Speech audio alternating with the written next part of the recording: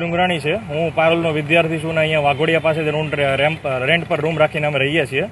અમે ફિલહાલ સંગમ 4 રસ્તા પર જે આપણે સંતુષ્ટિને આઉટલેટ આવેલો છે ત્યાંથી અમે ચીઝ કેક લીધી હતી અને ચીઝ કેક ફૂલ ખરાબ નીકળી છે, ફૂલ ખાટી થઈ ગયેલી છે.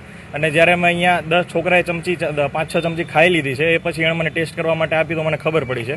અને હવે જ્યારે હું આ આઉટલેટ ઉપર આવીને એમના જે અહીંયા જે પણ સ્ટાફ હતો એમને કંઈ ખ્યાલ નહોતો, એટલે સ્ટાફે જે એમના બોસ હતા અહીંના જે મેનેજર હશે એમને ફોન કરીને આપ્યો. તો એ ભાઈનું એવું કહેવું છે કે ભાઈ એ વસ્તુ ખરાબ નથી, તમને ના ભાવે તો તમે ના લ્યો, બરાબર. અને હવે એ વસ્તુ અમે એમના સ્ટાફને સૂંઘાડી, એમનો સ્ટાફ ચાખવા તૈયાર નથી, એટલી ખરાબ વસ્તુ છે. અને એમનો મેનેજર ત્યાં ઘરે બેઠા બેઠા એમ કહે છે કે ભાઈ એ અમારો ફ્લેવર એવો જ આવે છે, તમે એ બીજો લઈ લો, અમે તમને બદલીને આપી દઈએ છીએ. તો આનો શું મતલબ છે? આ તમારો ફ્લેવર આવો આવે છે? અમે કે 10 વર્ષના છોકરા તો નથી, અમે કેટલા ટાઈમથી અહીં તમારી ચીઝ કે ખાઈએ જ છીએ.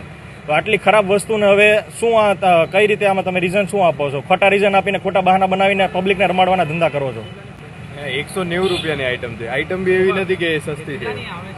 190 રૂપિયાની આઈટમ છે અને અમે ટોટલ 2 આઈટમ લીધી હતી. 2 ચીઝ કેકના ડબ્બા લીધા છે તો 400 રૂપિયાનું મારું બિલ હતું, બરાબર છે. અને 400 રૂપિયા આપે પછી પણ આવી ખરાબ વસ્તુ નીકળે છે.